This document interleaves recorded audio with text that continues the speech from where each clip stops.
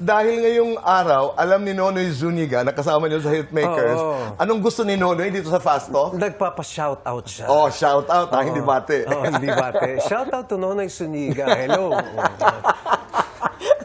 At least iba yung word, di ba? Oo, shout out. Hindi yung batiin mo naman ako.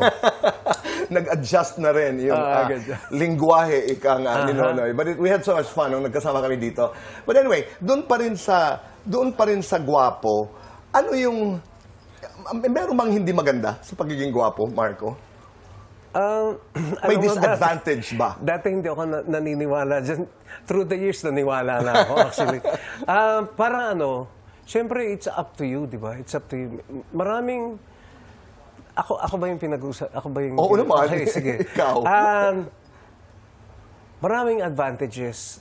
Pero syempre, yung advantages na yun, minsan ka rin, nagiging disadvantage din, di ba? Kailan siya nagiging disadvantage? Pagka sumusobra, it's really up to you through the years, natuto naman ako sa ganun.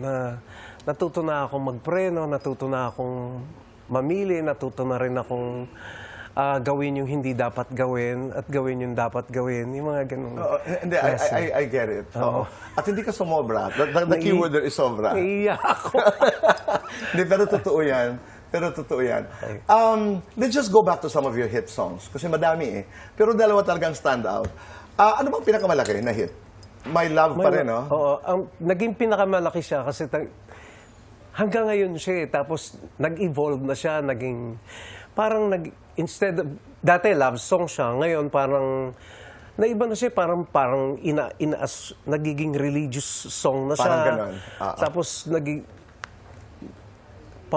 parang gano'n. Yung pag may nililibig na tao, yun na yung kanta. Parang, My love will see you through. Ano ba ibig sabihin nun? Pagka gano'n. It's a funeral song. Oo. I mean, kung matatawag natin. Pero pwede nga siyang love song, pwedeng funeral song.